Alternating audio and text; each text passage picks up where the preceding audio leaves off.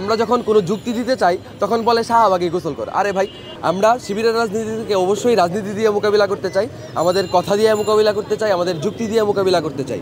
গতকাল চারুকলায় যেই ঘটনাটি ঘটেছে, সেই ঘটনার সঙ্গে যদি কোনো প্রার্থীর সম্পৃক্ততা থাকে তাহলে অবশ্যই ওই প্রার্থী, যেই প্রার্থীর সম্পৃক্ততা ওই ঘটনার ক্ষেত্রে থাকবে, সেই প্রার্থী আসলে তার আচরণবিধি লঙ্ঘন করেছে এবং সে এখানে অপরাধ করেছে। আমরা সেই অপরাধের শাস্তি চাই এবং একই সাথে আমরা বলতে চাই, গতকালকের এই ঘটনার পরে আমরা দেখলাম যে উদ্দেশ্যমূলকভাবে ছাত্র শিবিরের তরফ থেকে এবং তার যেই গুপ্ত বট যারা ফেসবুকে নানাবিধ এজেন্ডা প্রোপাগান্ডা ছড়ায় আপনারা জানেন, হ্যাঁ, তাদের তরফ থেকে বিভিন্নভাবে বিভিন্ন ট্যাগিং করা হলো।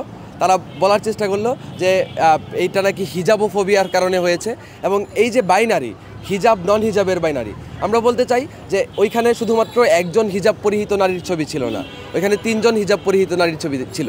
আমরা দেখেছি একজনের সঙ্গেই যেই ক্রুচিপূর্ণ কাজটি করা হয়েছে, যে আঁকা ঝোঁকা করা হয়েছে, এটা একজনের ক্ষেত্রেই হয়েছে এবং একই সাথে ওই যে শিবিরের প্যানেলের যেই ভিপিজিএস প্রার্থীরা যারা ছিল তাদের ক্ষেত্রেও এটা হয়েছে। আমরা তো আমাদের জায়গা থেকে যেটা ক্লিয়ারলি বলে দিয়েছি, অনেক আগেই বলে দিয়েছি যে ছাত্র শিবিরের প্রার্থিতা করা নিয়েই আমাদের সমস্যা আছে। ঢাকা বিশ্ববিদ্যালয়ের প্রত্যেকটা শিক্ষার্থীরই এই জায়গায় একটা যৌক্তিক সমস্যা আছে, কারণ ছাত্র শিবির ঢাকা বিশ্ববিদ্যালয়ের মাটিতে যেই রাজনীতি করার নৈতিক অধিকার, সেই নৈতিক অধিকারই সে রাখে না। এই যে আমরা আজকে ভিসি চত্বরের সামনে দাঁড়িয়ে আছি, এই ভিসি চত্বরে যেই স্মৃতিচিরন্তন গড়ে তোলা হয়েছে, সেই স্মৃতিচিরন্তন কাদের স্মৃতির উদ্দেশ্যে গড়ে তোলা হয়েছিল?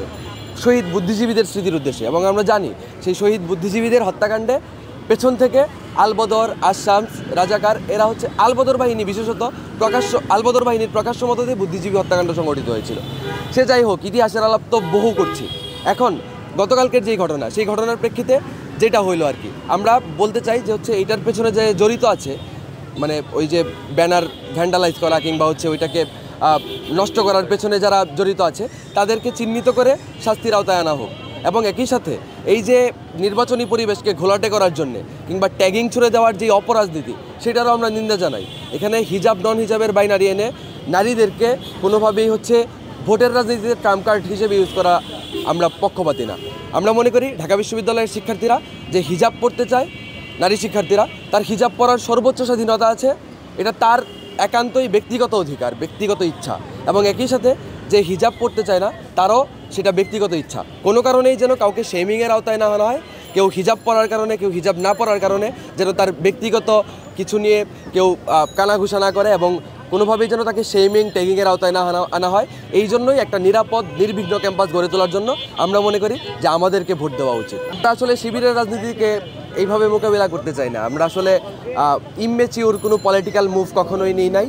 আমরা শিবিরের রাজনীতি থেকে অবশ্যই রাজনীতি দিয়ে মোকাবিলা করতে চাই, আমাদের কথা দিয়ে মোকাবিলা করতে চাই, আমাদের যুক্তি দিয়ে মোকাবিলা করতে চাই।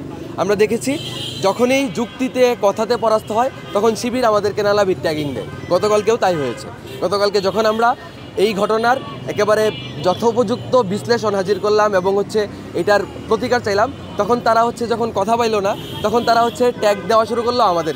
আপনারা এটা আগেও দেখেছেন যে আমরা যখন কোনো যুক্তি দিতে চাই তখন বলে শাহবাগে গোসল কর। আরে ভাই, এইটা তো খুবই ঘৃণ্য একটা প্রোপাগান্ডা, তাই না? এটা তো সবাই জানে, সবাই বুঝে, এরপরেও কিন্তু এইগুলাই করে, তাই না? এই যে শাহবাগি ট্যাগিং বা এই যে নতুন করে ট্যাগিংয়ের রাজনীতি, এগুলো কিন্তু আমরা শুরু করি নাই, তাদের তরফ থেকেই শুরু হয়েছে। আমরা বলতে চাই যে আমরা রাজনীতিকে মোকাবিলা করতে চাই আমাদের মননশীলতার জায়গা থেকে, আমাদের বুদ্ধিবৃত্তিক চর্চার জায়গা থেকে এবং সর্বোপরি আমাদের যুক্তিনিষ্ঠ জায়গা থেকে।